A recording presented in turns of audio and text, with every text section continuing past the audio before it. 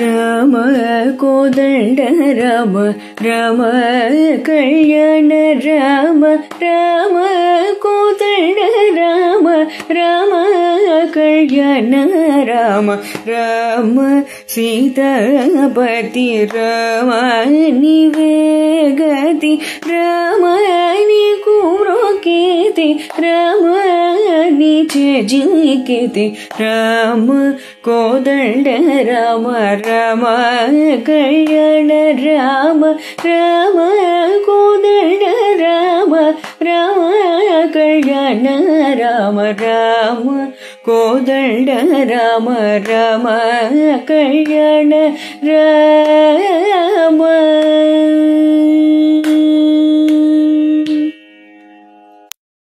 శ్రీశ్రవణ ఛానల్కి శ్రోతలందరికీ కూడా మరొకసారి స్వాగతం. ఈరోజు మనం విన్న ఈ త్యాగరాజస్వామి కీర్తన భైరవి రాగంలో కృతి చేయబడింది. పావని ఎంతో చక్కగా పాడి మనకు వినిపించారు. ఆ అమ్మాయికి అనేక ఆశీర్వచనాలు తెలియజేస్తూ యోగ వాసిష్టంలో నిన్న ప్రజ్ఞప్తి మహారాజు ఒక ప్రశ్న ఉంది అంటూ మళ్ళీ ఆ ప్రశ్నల పరంపరని కొనసాగిస్తున్నారు. అదేంటో మనం తెలుసుకుందాం. బ్రహ్మర్షి అంతా బానే ఉంది, కానీ సృష్టి ఆదిలో భ్రాంతి వల్ల హిరణ్యగర్భుడు అనే దేహం ఏర్పడుతుందని మీరు అంటున్నారు. కానీ లోకంలో ఎక్కడ చూసినా ముందు ఒక దేహం అంటూ ఉంటే ఆ దేహాన్ని ఆశ్రయించి ఉన్న చైతన్యానికి భ్రాంతి కలిగితే కలుగుతోంది, కానీ దేహం లేని చైతన్యానికి భ్రాంతి కలగడం ఎక్కడా కనిపించడం లేదు. ఈ సూత్రానికి హిరణ్యగర్భుడికి అన్వయిస్తే అతనికి దేహం వచ్చాక గాని భ్రాంతి ప్రారంభం కావడానికి వీల్లేదు, కానీ భ్రాంతి కలిగితే కాని దేహం వచ్చేందుకు వీలులేదు. ఇలా ఈ దేహానికి భ్రాంతికి అన్యోన్య ఆశ్రయ దోషం పట్టుకుంది కనుక ఈ సిద్ధాంతాన్ని ఎలా నమ్మాలి అంటూ అడిగారనమాట. అప్పుడు వశిష్ఠులు వారు అన్నారు, రాజా, చైతన్యం దేహాన్ని ఆశ్రయించి ఉండడం అనేది జరిగే పనే కాదు. చైతన్యం సృష్టికి పూర్వమే ఉన్న పదార్థం, దేహం సృష్టికి తర్వాత వచ్చిన పదార్థం. పైగా అది భ్రాంతి జనితం, తర్వాత పుట్టినది. వెనకాల దానికి ఆధారం ఎలా అవుతుంది చెప్పు? భ్రాంతిమయ పదార్థం సత్య పదార్థానికి ఆధారం ఎలా అవుతుంది? కనుక దేహాన్ని చైతన్యం ఆశ్రయించుకుని ఉంటుంది అనే మాట తప్పు. అందువల్ల నీ ప్రశ్న కుదరదు ఇక్కడ. అయితే లోకంలో దేహం ఉన్న చోటనే చైతన్యం వ్యక్తమవుతోంది కదా, ఇతరత్రా కావడం లేదు కదా అంటావేమో. అంటే దానికి కారణం ఇతరత్రా చైతన్యం లేకపోవడం కాదు, ఉన్న చైతన్యాన్ని గుర్తించే శక్తి నీలో లేకపోవడం దీనికి కారణం అన్నమాట. నీ స్వప్న ప్రపంచం మొత్తం అంతా నీ చైతన్యానికి మారురూపమైన దానిలో కొంత భాగాన్ని నువ్వు చైతన్యంగా గుర్తించక జడం అని పిలుస్తున్నావు. నిజానికి నీ స్వప్నలోకంలో ఉన్న చైతన్యం నువ్వే, జడము నువ్వే. అలాగే ఈ లోకంలో ఉన్న దేహము చైతన్యమే, శుద్ధ చైతన్యము చైతన్యమే. అవి రెండు ఒకటే కనుక వాటికి అన్యోన్యాశ్రయ దోషం పట్టే ప్రసక్తే లేదన్నారు. అప్పుడు ప్రజ్ఞప్తి మహారాజు అన్నారు, జాగ్రత్త దశలోని దేహం బ్రహ్మస్వరూపమైతే స్వప్న దశలోని దేహం కూడా బ్రహ్మస్వరూపమే కావాలి. అది మీ సిద్ధాంతమైతే ఈ జాగ్రత్త దేహం స్వప్నదేహం వంటిదే అని పోల్చి చెప్తున్నారు. ఎందుకని? వశిష్ఠులు వారన్నారు, అది నీకు అర్థం అవడానికి చెప్పే మాట మాత్రమే. కనిపించే ఈ దేహం కనిపిస్తున్నా సరే అసత్యం అని, అధిష్టాన స్వరూపంతో మాత్రం అది బ్రహ్మ మాత్రం అని నీకు అర్థమయ్యేట్లుగా చెప్పాలంటే దానికి ఒక ఉదాహరణ కావాలి. నీ స్వప్నదేహానికి ఆ లక్షణాలన్నీ పట్టాయి. నీ స్వప్నదేహం కనిపిస్తున్న సమయంలో కూడా అసత్యమే. అధిష్టాన రూపంతో ఆలోచిస్తే అది నువ్వే. అందుచేత స్వప్నదేహానికి జాగ్రత్త దేహానికి పోలికుంటుంది మనకి. స్వప్నదేహం యొక్క అసలు స్వరూపం నువ్వైనట్లుగా జాగ్రత్త దేహం యొక్క అసలు స్వరూపం శుద్ధ బ్రహ్మే అని వివరించడానికి ఈ ఉదాహరణ బాగుంటుంది. అందుకోసమే దాన్ని తీసుకున్నాను. అంతేకాని స్వప్నదేహం వేరు జాగ్రత్త దేహం వేరు అని చెప్పడం మా ఉద్దేశం కాదు. ఉన్న సత్యస్థితి ఏమిటంటే దృశ్యం ఏదైనా సరే భ్రాంతి వల్లే కనిపిస్తుంది. భ్రాంతి వల్ల కనిపించేది సత్యం కాదు. కనుక జాగ్రత్త లేదు, స్వప్నము లేదు, సుషుప్తము లేదు. అన్నీ చిదాకాశం యొక్క రూపాంతరాలు మాత్రమే. శుద్ధబ్రహ్మ శుద్ధబ్రహ్మగా తెలిస్తే అది మోక్షం, అది తెలియకుండా పోతే బంధం, ఇదే సిద్ధాంత సారం. అప్పుడు ప్రజ్ఞప్తి మహారాజు చక్కగా నా సందేహాలన్నీ తీరాయి మహానుభావ అన్నారనమాట. వశిష్ఠుడు అప్పుడు రాముడితోటి, రామా, ఆనాడు కుశద్వీపంలో ప్రజ్ఞప్తి మహారాజుకి నాకు జరిగిన సంభాషణ అంతా నీకెందుకు చెప్పానంటే, బ్రహ్మాండాకారంగా ఎంత దూరం ఉంటుంది, ఎంతకాలం ఉంటుంది అని కొలతలు అడిగావు. ఇలాంటి కొలతలేవి కూటస్థమైన పరబ్రహ్మలో అన్వయించవు నాయనా, ఇది చెప్పడం కోసమే చెప్పానన్నారు. అప్పుడు శ్రీరాములు వారు అన్నారు, గురుదేవా, మీరు మధ్య సముద్రము ఆజ్య సముద్రాల మధ్య గల కుశద్వీపానికి స్వయంగా వెళ్ళినట్టు చెప్తున్నారు. ఆ మధ్య సముద్రం గాని ఆ నేతి సముద్రం గాని మా బోటి వాళ్ళెవరికీ కనిపించడం లేదు. అలాగే సిద్ధలోకాలని, సాధ్యలోకాలని, దేవలోకాలని గ్రంథాల్లో పేర్లు కనిపిస్తున్నాయి. ఆ లోకాలు గాని ఆ లోకవాసులు గాని ఎవరికీ కనిపించడం లేదు. ఎలా కనిపిస్తారు వారు అంటూ అడిగారనమాట. అప్పుడు వశిష్ఠులు వారు అన్నారు, రామ, ఇలాంటి లోకాలు 2 రకాలు, స్థిరలోకాలు, చరలోకాలు అని. మహర్లోకం, జనలోకం, తపలోకం, సత్యలోకం మొదలైనవి స్థిరలోకాలు. అవి మనకు కొంచెం ఎక్కువ దూరంలో ఉంటాయి. స యది పితృలోక కామో భవతి సంకల్పాదేవస్య పితరస్సముత్తిష్టంతి తేన పితృలోకేన సంపన్నో మహీయతే.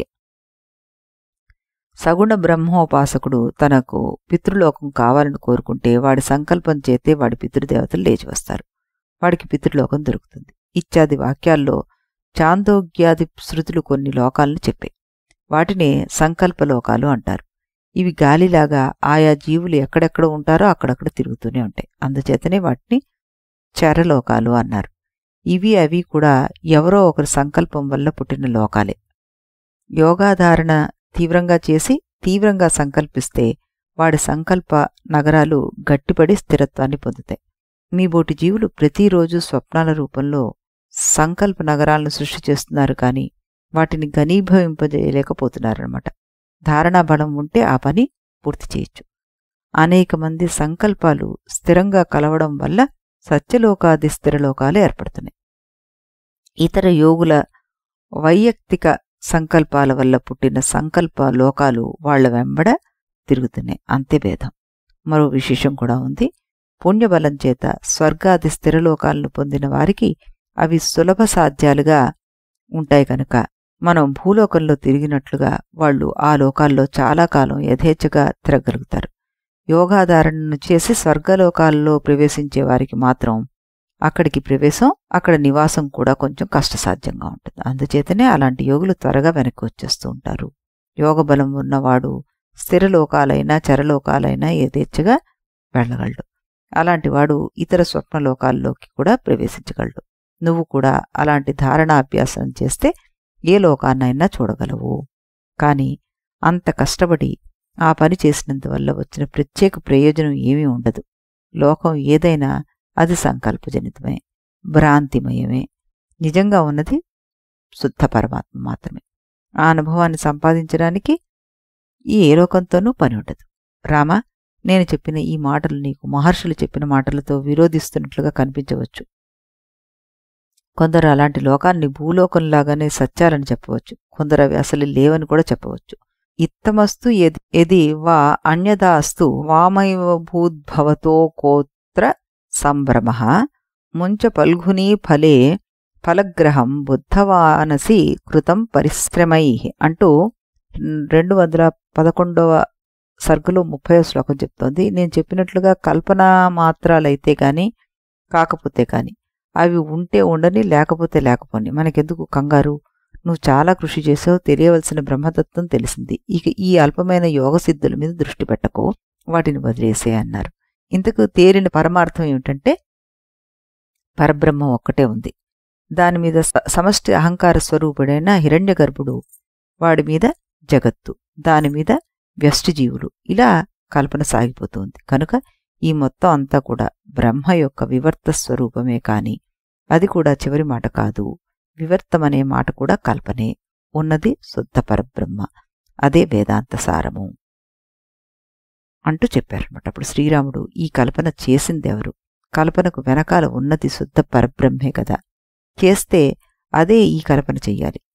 అది ఎల్లప్పుడూ ఏకరూపంగా ఉండే శుద్ధ పదార్థమైనప్పుడు కొంతసేపు మాత్రమే అహంకారాది కల్పన చేసుకుంటుంది, కొంతసేపు చేసుకోదని చెప్పడం ఎలాగా అంటూ అడిగారనమాట. అప్పుడు వశిష్ఠుల వారు చెప్తున్నారు, నువ్వు చెప్పింది నిజమే, కానీ విషయాన్ని వివరించి చెప్పాలంటే దృష్టి భేదాన్ని ఆశ్రయించి చెప్పాల్సి వస్తుంది. విద్యా దృష్టి, అవిద్యా దృష్టి, మిశ్ర దృష్టి అని దృష్టులు 3 రకాలుగా ఉన్నాయి. అవిద్యా దృష్టి అంటే ప్రపంచం సత్యం అనే దృష్టి, విద్యా దృష్టి అంటే ప్రపంచం లేదనే దృష్టి, మిశ్ర దృష్టి అంటే మొదట ఈ ప్రపంచం ఉందని అంగీకరించి అలా ఒప్పుకుంటే కొన్ని చిక్కులు వస్తాయని గుర్తించి తత్వ విచారణ చేసే దృష్టి. ఈ దృష్టితోనే ఉపదేశాలన్నీ సాగుతూ ఉన్నాయన్నమాట.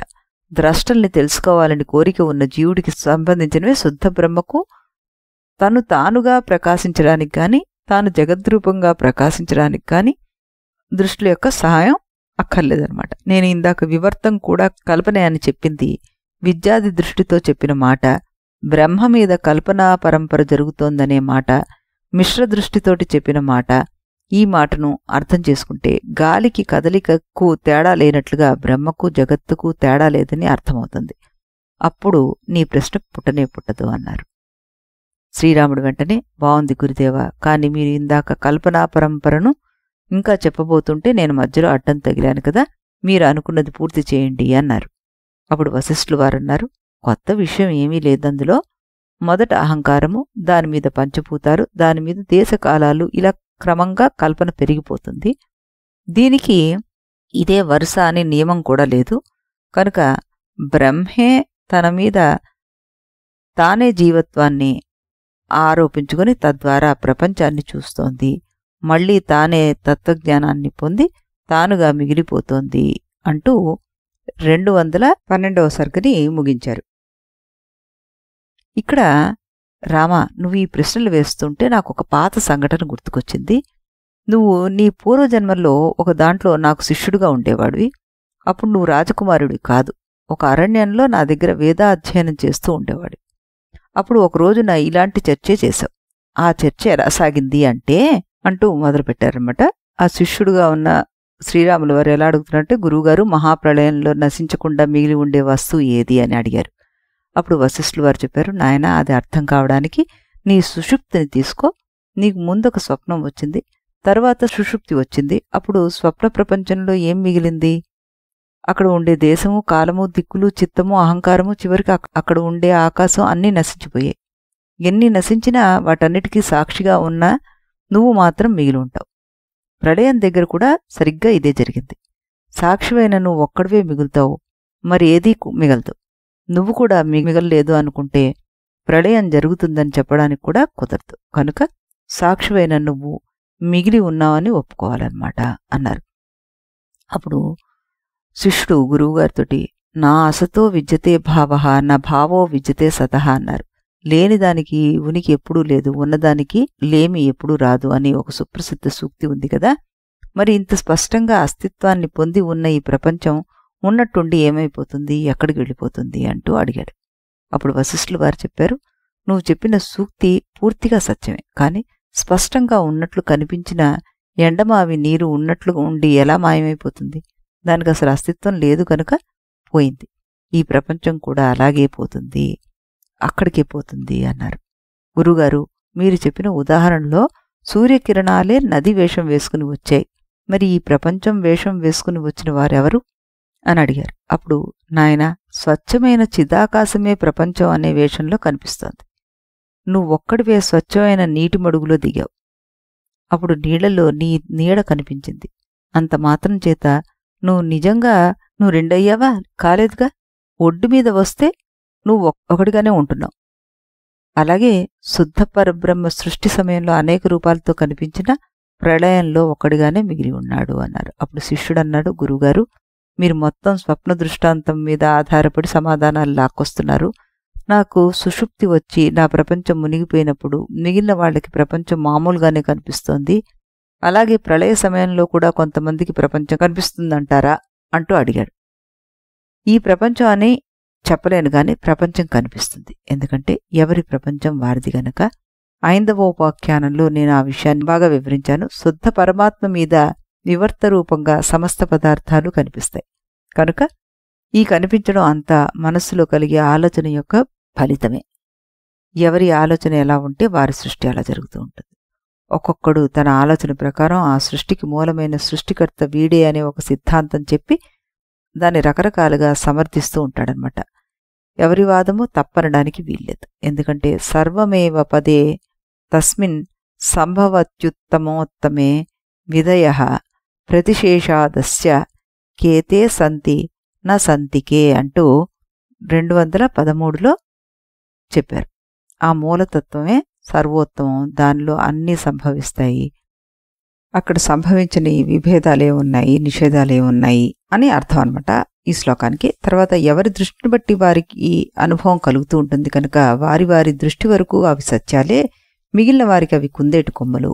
కనుక నాయన సిద్ధాంతాల వెంట తిరక్క అసలైన మూలతత్వాన్ని పట్టుకో అని చెప్పి, రామ ఆనాడు ఆ విధంగా నీకు ఉపదేశం చేశాను, కానీ నీకు జ్ఞానం కలగలేదు. ఇవాళ మళ్ళీ ఈ జన్మ ఎత్తి మళ్ళీ ప్రశ్నలు వేస్తున్నావు, కానీ ఇప్పుడు నా ఉపదేశం ఫలించింది, నీకు జీవన్ముక్తి లభించింది. ఇక నిర్వాణ స్థితిలో స్థిరంగా ఉండిపోతూ తృష్ణలను దాటిపోయి ఉంటూ నీ రాజ్యాన్ని ధర్మంగా పాలించు. వశిష్ఠ మహర్షి అలా అనేసరికల ఆకాశం నుంచి మరోసారి పుష్పవృష్టి కురిసింది. దేవదుందుబులు మృగాయన్నమాట. సభాసదులు వశిష్ఠ మహర్షికి మరోసారి గురుపూజ చేశారు. దశరథుడు, రాముడు, లక్ష్మణుడు, విశ్వామిత్రుడు, నారదుడు మొదలైన వాళ్ళంతా కూడాను వశిష్ఠ మహర్షిని పరిపరి విధాలుగా స్తుతించారనమాట. ఇక్కడ శ్రీరాముడు మాట్లాడిన మాటలకు మనకి భగవద్గీత 18వ అధ్యాయం చివరిలో అర్జునుడు మాట్లాడిన మాటలకి మనకి విస్పష్టమైన పోలికలు ఉంటాయన్నమాట. 2 చోట్ల శ్లోకాలు వేరుగా ఉన్నా కూడాను నష్టో మోహ స్మితోస్మి గత సందేహ కరిష్యే వచనం తవ, నువ్వు చెప్పినట్లుగానే చేస్తాను అన్నది సర్గ 214లో శ్లోకం 14-15 ఇలాంటి వాటిని సూచిస్తాయన్నమాట. శ్రోతలందరూ ఆ విధంగా ఆనందం వ్యక్తం చేస్తూ ఉండగా వశిష్ఠ మహర్షి దశరథుడి వంక చూసి, మహారాజా, వేదాంత ప్రవచనం జరిగిన తర్వాత బ్రాహ్మణ పూజ చేయాలి, దానివల్ల సమస్త శుభాలు కలుగుతాయి, కనుక నువ్వు ఆ పని చేస్తే బాగుంటుందని చెప్పారు. దశరథుడు సరేనని రాజ్యంలో 7 రోజుల పాటు ఉత్సవాలను ప్రకటించి బ్రాహ్మణులకే కాక మిగతా అన్ని వర్ణాల వారికి ఈ సత్కారాలు అన్నీ చేశారనమాట. ఇక్కడతోటి వాల్మీకి మహర్షి రచించదలుచుకున్న గ్రంథం పూర్తయింది. అయితే గ్రంథ ప్రారంభంలో ఈ గ్రంథాన్ని ఎవరికి చెప్పారు అని సూచిస్తూ గురు పరంపరంగా ప్రస్తావనలు చేస్తున్నారు. వాటిని మళ్ళీ మనం అనుసంధానం చేసి ఈ గ్రంథంతో పాటు ప్రశంసను, గ్రంథ ప్రవచన విధిని కూడాను కొద్దిగా ప్రస్తావన చేసి 2 సర్గల్లో ఈ గ్రంథాన్ని పూర్తిగా ముగించబోతున్నారు. ఈ విధానాన్ని సంగ్రహంగా మనం ఇక్కడ చూసేద్దాం. వాల్మీకి మహర్షి, నాయన భరద్వాజ, శ్రీరామచంద్రుడికి జీవన్ముక్తి కలిగించిన వశిష్ఠ బోధను నీకు పూర్తిగా నేను వినిపించాను, నీకు కూడా జ్ఞానం కలిగింది. అయితే మళ్ళీ భోగాశక్తిలో పడిపోయి ఈ జ్ఞానాన్ని చెడగొట్టుకోకు, దీన్ని కాపాడుకునే బాధ్యత నీదే అన్నారు. ఈ మహాగ్రంథాన్ని పారాయణం చేసినా, ప్రవచనం చేసినా, చేయించినా, ప్రతులు రాయించే యోగ్యులకు ఇచ్చిన సర్వఫలం లభిస్తుంది. ఈ పనులు నిష్కామంగా చేస్తే మోక్షం కూడా వస్తుంది అన్నారు. పూర్వం మునిసభల్లో ఈ మోక్ష సంహితను నేను వినిపించినప్పుడు బ్రహ్మదేవుడు స్వయంగా ఆలకించి ఈ మహర్షి వాక్కులు అసత్యాలు కావు అంటూ స్వయంగా ప్రకటించారు అని చెప్పి భరద్వాజ ఆ సభలో విన్న తర్వాత అగస్త్య మహర్షి ఈ గ్రంథాన్ని తన శిష్యుడైన సుతీక్ష్ణ మహర్షికి ఉపదేశించారు. మరొకప్పుడు అరిష్టనేమి అనే మహారాజు నిష్కాముడై చేసిన తపస్సుకు మెచ్చిన దేవేంద్రుడు అతన్ని నా దగ్గరికి పంపించాడు. నేను అతనికి ఈ గ్రంథాన్ని మొత్తాన్ని ఉపదేశించాను. అతడు జ్ఞానసిద్ధుడయ్యాడు. ఆ తర్వాత అతను దీన్ని ఒక అప్సర స్త్రీకి ఉపదేశించాడు. ఆమె కూడా జ్ఞానసిద్ధి పొందింది. అగ్నివేశుడనే గృహస్థుడు కర్మయజ్ఞాల్లో ఏది ప్రశస్తమనే సందేహంలో పడి కొట్టుమిట్టు ఆడుతున్నప్పుడు తన కొడుక్కి ఈ గ్రంథాన్ని ఉపదేశించాడు. దానివల్ల అతని సందేహాలు పూర్తిగా తొలగి జ్ఞాననిష్టను పొందాడు. సుతీక్షణాది శిష్యులు తమ గురువులకు సాష్టాంగ వందనాలు చేశారు. యత్ సర్వం ఖల్విదం బ్రహ్మ తజ్జలానితి చ స్ఫుటం శృత్యాశుదీర్యతే సామ్ని తస్మై బ్రహ్మాత్మ్యే నమః అంటూ చివరి శ్లోకం ఈ సర్కలోదనమాట. చాందోగ్యోపనిషత్తులో సర్వం ఖల్విదం బ్రహ్మ తజ్జలానితి శాంత ఉపాసీత్ అని ఉంటుంది. అంటే ఈ కనిపించే దృశ్యం అంతా పరబ్రహ్మే, ఎందుకంటే ఇదంతా దాంట్లోంచే పుడుతోంది కాబట్టి దాంట్లోనే లయిస్తుంది, దానివల్లే జీవిస్తుంది. అందుచేత సాధకుడు ఆ పరబ్రహ్మనే శాంతుడై ఉపాసన చెయ్యాలి అని అర్థం వస్తుందన్నమాట. ఈ విధంగా స్పష్టంగా నిరూపించబడ్డ పరబ్రహ్మ స్వరూపమైన నాకు అనగా ప్రత్యేక చైతన్యానందగరుడైన నాకు నమస్కారమగుగాక అంటూ దీన్ని ముగించారనమాట. ఈ రకంగా మనం ఈ బృహత్ గ్రంథాన్ని ముగించడం జరిగింది. అయితే ఇది శ్రీరాముల వారికి చిన్నతనంలో కలిగిన వైరాగ్యానికి వశిష్ఠుల వారు బోధించిన బోధ. రామాయణంలో యుద్ధకాండలో 105వ సర్గలో రాముడు యుద్ధంలో అలసిపోయిన సమయానికి అగస్త్య మహర్షి ద్వారా శివమర్యాదగా నేర్పించిన పవిత్ర మంత్రోచ్చారణ ఆదిత్య హృదయం. ఇది వ్యక్తిగా చెప్పబడలేదు. ఇది ప్రత్యక్షంగా యుద్ధ ప్రారంభంలో రాముడు ఎదురుగా ఉండగా తక్షణమే అమలు చేసిన సంఘటనగా మనకి చెప్పబడుతుందన్నమాట. ఆ వైరాగ్యం ఆయనకి ఎందుకు వచ్చింది ఆ సమయంలో? అప్పుడు అగస్త్యుల వారు అక్కడికి విచ్చేసి ఈ ఆదిత్య హృదయాన్ని చెప్పడం వెనకాల అర్థమేమిటి? ఈ రకమైన వైరాగ్యాన్ని కూడా ఆ మహానుభావుడే పొంది ఆయన ద్వారానే ఆదిత్య హృదయం కూడా అందేట్టు చేశారు శ్రీరామచంద్రమూర్తి మనందరి కోసం. మరి ఆ ఆదిత్య హృదయాన్ని కూడా మనం రేపటి నుంచి ఇందులో ఈ నవరాత్రులు మనం ఈ ఆదిత్య హృదయాన్ని చెప్పుకొని ఆ తర్వాత చివరన దీని యొక్క సింహావలోకనం చేసుకుందాం ఏకాదశి రోజు. మళ్ళీ రేపు ఇదే సమయానికి ఇదే ఛానల్లో కలుద్దాం. అంతవరకు సెలవు.